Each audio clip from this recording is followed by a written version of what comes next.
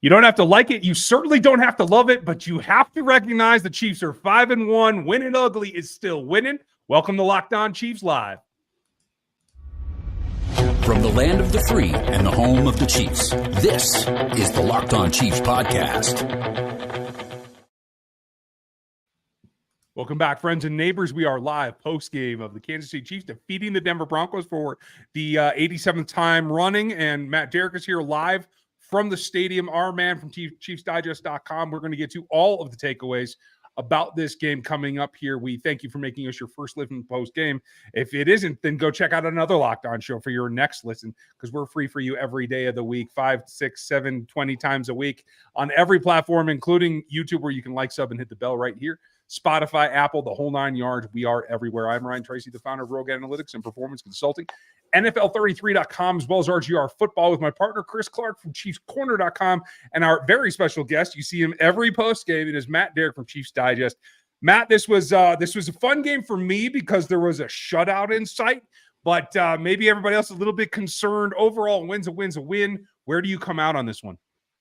Yeah, a win is a win, but not all wins are created equal. And this was an ugly one. There's no doubt about it. Offensively, the way the Broncos have played this year, and especially coming in on a short week on the road, you really, felt like that this was an opportunity for this offense to get some things established and maybe work some kinks out. And we really didn't see that. If anything, I think we saw some new kinks. Third down had been some problems at times this year, but it was really a problem tonight, especially in the first half and especially in the red zone. Andy Reid will tell you they're probably too cute on more than one occasion. There were some game plan issues, I think, overall. And I don't know if they a lot of adjustments in the second half, especially I think the Broncos actually probably outdid them adjustments in the second half and kept it as close as they did. Not a pretty effort. Give it to the defense. They get the job done again, which is why this team is continuing to look pretty good. But this offense has to work out some of its problems. I completely agree with that. They went 2 for 5 on third and short, over 1 on third and medium, and 2 for 7 on third and long. That is not going to get it done. You look at the third down plays and even really the fake field goal. I like that they went for it on fourth down instead of kicking the field goal. Obviously, I didn't like the play call. I actually like the third down call with Tony. Problem is execution. Tony shouldn't have kept the ball. If he doesn't keep the ball and he hands it to Pacheco, it's an easy first down there. I know some people don't like it, but I get it. It was a first down. The play call was there. You look at other plays in this game. I think there's other issues that you could talk about. The trick play that they tried to throw the ball with Tony down the field into double coverage on, what was it, to McKinnon? It looks great at times if you can complete it, but throwing in double coverage in that scenario was not a good situation. Matt, should I take this one? Well, I can tell you in the press box a comment that came up that I did not get to say because somebody beat me to it. But have the Chiefs ever let anybody throw the ball other than Mahomes or Alex Smith and had it go well? Because if it's Travis Kelce or Tyreek Hill anything, that was an outrageous success with Tony at least throwing an incompletion. But that play call can probably be jetted to the moon. Okay, Terry Poe had success. Sorry, just throwing that out there. One time against the Broncos, even. But yeah, there is that propensity, and that brings me to something that I'll ask you about here in a minute. But unless I missed a memo, Matt, Kadarius Toney is still listed as a wide receiver. Is that correct? Technically, he is, Ryan. Yes. Okay. We saw a lot of Wildcat tonight, didn't he? Yeah, just want to make sure. Gray's a tight end too, but there is that. Speaking of Noah Gray with maybe the best reception on a pitch that I've seen in 3 seasons. I don't know. What do you think? Hey, everybody on that team offense knows you got to keep your head on the swivel when Travis gets the ball in open space, because you never know, it might be coming. It sure looked like you wanted to pitch at the second catch too. Oh, I think Travis wants to probably pitch it most of the time. That's, I think, his first thought. He does it all the time in practice. It's a default Travis move. He plays backyard football. That's a backyard football play. That is for sure. What that did was actually get the ball moving. It was a very slow first half in terms of putting points up. First downs, I'd have to go back and check the first half for the second. But on the night, this was not the atomic offense that we had been hoping for. Now, I chalked that up to a little bit. It felt like it was not pedal to the metal here. From the play call standpoint, certainly from the offensive players standpoint, unlike their defensive counterparts, we're going to talk about them later, as well as what the trend is here.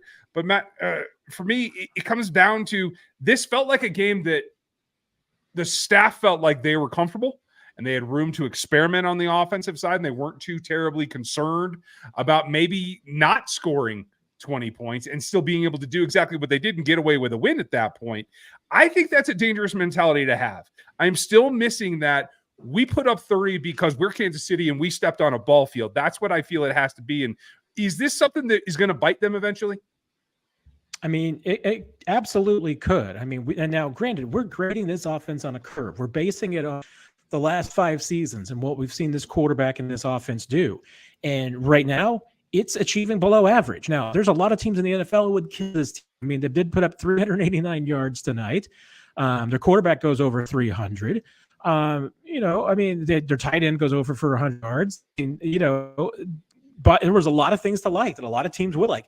This team isn't used to this. It's used to putting up 30 points a game. It's used to putting up 400 or close to 500 yards a game. I mean, it's just not operating at peak efficiency. And tonight was, I think, really schizophrenic, game plan approach, because, on third and shorts, we saw a lot of creativity, maybe too much creativity going forward on the fourth down. I mean, not a bad play if it's 4th and 1 rather than 4th and a long two, and maybe not having your punter pushing your tight end and, forward and the push tush. But there were just some really weird, choices with the aggressive play call. But then the rest of the time, by and large, this was a game plan that was designed to just take what was there. And I think Mahomes did that, except for the one throw that I think he got a little greedy on and tried to force it. He had his leg was up a Broncos defender. I mean, that's a good time to just throw the ball away, chuck it, live another down. Instead, he tries to force a play into the end zone, turns it over, and it's some points. The play calls cost them, I think, some points. Clearly, I mean, they left at least 6 to 10 points on the field easily tonight. And those two plays go maybe a different way. Maybe you feel differently about this team. And maybe, if we're talking about a 39-8 win, I mean, it's a totally different, or 29-8 win, we're a totally different conversation. But right now, this team is a couple of plays a game away from what they want to be. And I think Andy Reid will absolutely tell you that. Well, and I think that when you look at this team and you look at how they're playing on offense, they need to get it figured out. There's going to be a lot of questions about the trade deadline, which is coming up at the end of the month. Justin Watson went out with an injury, an elbow injury. We'll talk about that when we get back here in just a moment. But I want to tell you about our friends over at Jase Medical and the Jase case. Everyone should be empowered to care for themselves and their loved ones during the unexpected. That's why Jase Medical offers the Jase case. The Jase case provides 5 life-saving antibiotics for emergency use and gives you peace of mind so that you are not just hoping that you have access to medication in an emergency. Jase Medical makes sure you have the medication in hand. Jase Medical is simple.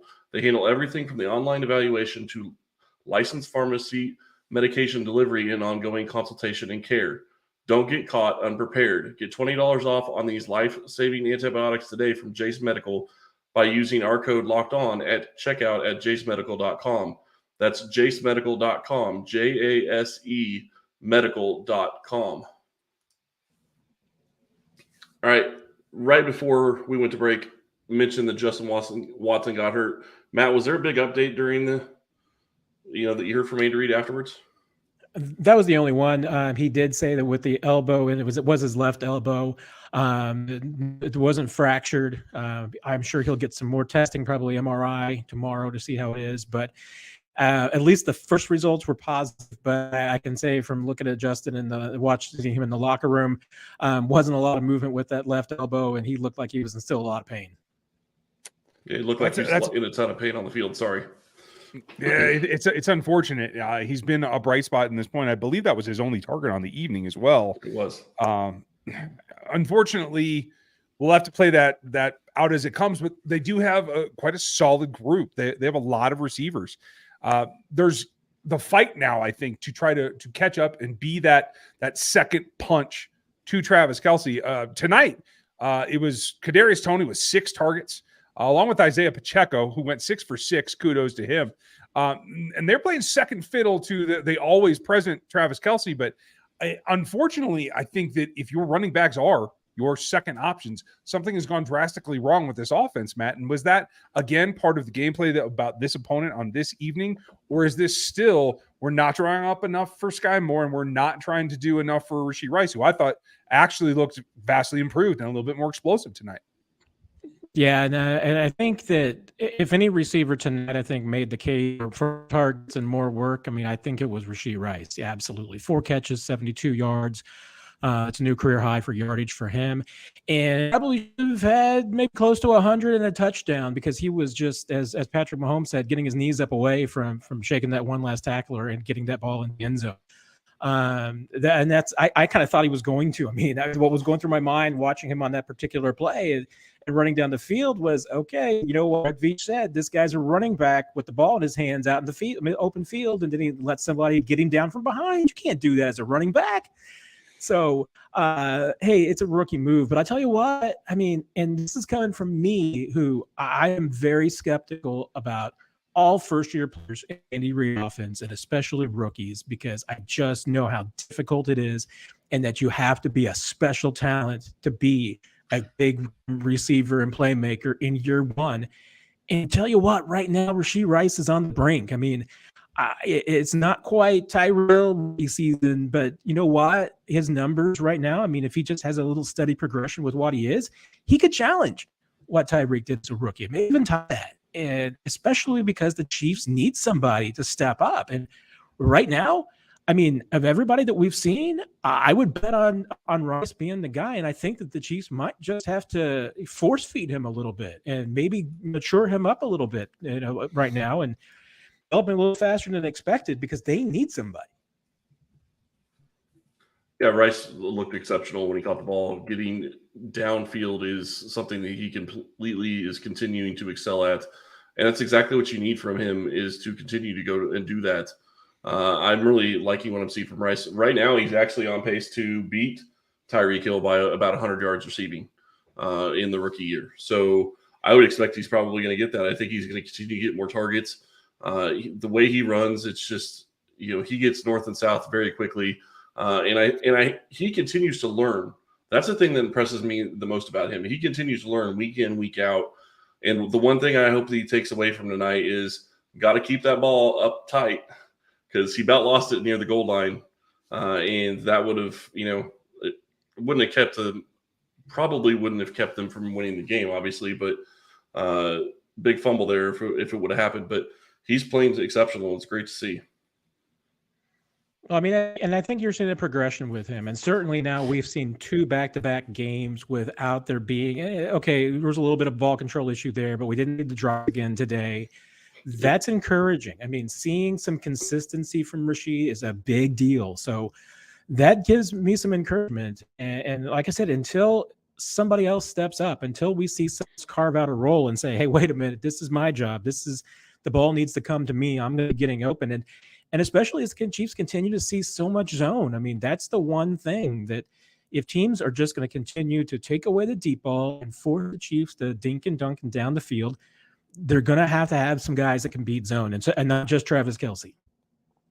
Speaking of, I mean, stop me if you've heard this before, but Travis Kelce dominates the Broncos. It's kind of a year-in deal. To go from questionable, like, we hope he's going to play, we're not 100% sure, maybe they should give him the night off, to a perfect 9 for 9 for 124. The only thing you can even question is not getting in the end zone. Matt, this is, I think, unfortunately, putting so much pressure on him that if they had given him the time off tonight, do you think that this would have been a potential loss? Do you think it would have gotten to that point, or is he just the catalyst that everyone else has to follow constantly? Well, I mean, you have to probably wonder. I mean, there were a couple of those first half scoring drives that were all pretty much Travis Kelce, and he wasn't there. Who was going to get open? at one stretch, there was just simply, that was the case. It was like you were seeing it, that if Travis wasn't getting the ball, who was? And the Chiefs were giving the ball a lot to Isaiah Pacheco. And that's the one kind of sneaky, maybe, disappointment tonight, is that the Broncos have been so bad against the run, and Chiefs really didn't get anything done. I mean, Pacheco had a couple of nice little runs, but I think he averaged less than 4 yards a carry tonight. I mean, I think you wanted to see a lot more productivity from the run game than you saw this evening. And sure, the Broncos gave us a push, and once again, it's Thursday night, so there's the usual discount. But the only, I mean, even hesitance that I can see with, Travis's night is that it was just so first half heavy. And now, granted, the Broncos made a lot of adjustments to double team him in the second half and make sure that he did not beat them. It was too late at that point. The cows were already out of the barn. But once again, I mean, the Chiefs had an opportunity to probably put some points in the second half if someone else other than Travis Kelce has a big night. She had a little bit of an effort there, but Patrick needs some help. I mean, I say 30 of 40 for 306 is kind of a rough night, but once again, it wasn't the Christmas that you usually expect from Patrick Mahomes. It's interesting because I was just going to say, Travis Kelce only had one target on third down the entire night. Like, you talk about not being able to throw to anybody else, not being able to find anybody else open, but for Travis to only have one third down target the entire night, I think that was something I did not expect when I started looking at third downs. And you're right, Pacheco only ran for 16 attempts for 62 yards for just under 4 yards a carry against a Denver Broncos defense that I expected him to have a big game against. So this offense continues to sputter, and they're going to have to figure it out soon. They certainly are. And that, like, pedestrian 300 yards, it's kind of a number that always stands out to me. It's difficult to do. The defense certainly didn't let that happen. We're going to talk about them coming up. But first, if you were going to use those 300 yards as your vantage point, you might want to get in the action over at PrizePicks because they're the largest independently owned daily fantasy sports platform in North America. It's the easiest way to play DFS, and you can get into it. All the numbers right there, super simple, just by doing this. Sign up for PrizePicks. All you have to do is pick a minimum of 2 players. They give you a line. You just have to choose whether it's going to be above that or below that in that player's production, and you can win up to 25 times your money this football season. Just 2 or more, not just 2. You can go up to 6, and those projections are what you're betting against. Is it going to be more or less? You can test it out. You can win up to 25 times your money. Put $10 in, you get 250. It's there and available. If you had Mahomes going over 300, you made some money tonight. I probably would have done that as well. What I wouldn't have had is Travis Kelce as that questionable player going over 100 himself. I thought they would have given him a little bit less, but you could have made money that way as well. PrizePicks makes it that simple just by getting those picks in against their line. All you have to do is go to prizepicks.com/LockedOnNFL and use our code LockedOnNFL. And that's how you get your first deposit match up to $100. Makes it super, super simple. So go to prizepicks.com/LockedOnNFL and you can get a first match up to $100 if you use our code LockedOnNFL. We hope that you will check that out. It's very, very fun, and it's super easy to do. It takes 60 seconds or less. So check out PrizePicks. It's daily fantasy sports made easy. Now, if I could make fantasy sports easy, I'd like to make other sports easy. The defense ain't doing that. Nothing's easy for anybody who's playing this defense. And they're about to get a big boost, Matt. Next week, we'll talk about the Amenahue factor as it comes in here. But just when I think that, hey, maybe this might be prime for a letdown, or, they're going to play Nick Bolton even though he's been out for a couple of weeks. I thought the rotation plan at linebacker was systemically apparent in this thing, and I think it opened every single play up. I thought the defense rallied against its leaders in the middle, whether it was Drew, whether it was Nick. Certainly, I thought Willie Gay played great tonight, and I think that's kind of the core. This ability to fight attrition. If you have an injury here, you have an injury there. That's kind of defining this defense as a true team defense. Chris Jones called it the best that he's played on. Do you agree? I mean, I think it's getting to be in the conversation, especially for Chris. I mean, I think you could say that, Bob set some good defenses in the early part of Andy's reign here, back when, Eric Berry was in his prime, and Tamba and Derek Johnson and all his pro bowlers were there, and Justin Houston. But now, since 2016, I think this could very well be the best defense that this team has, especially if they continue to play this well. And the one thing that they added tonight were the turnovers. That's what had been missing. They created some sporadic turnovers, but they really weren't them in bunches. Tonight, they got them in bunches. That helped. I mean, once again, you'd like to turn more of those into points.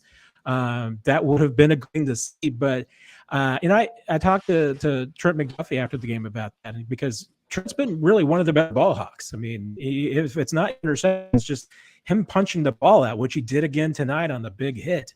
Willie Gay gets a recovery. All those turnovers tonight were all team turnover. I mean, it wasn't just one guy making a play. It was Willie Gay deflecting a pass. And, it was Trent McDuffie punching the ball out.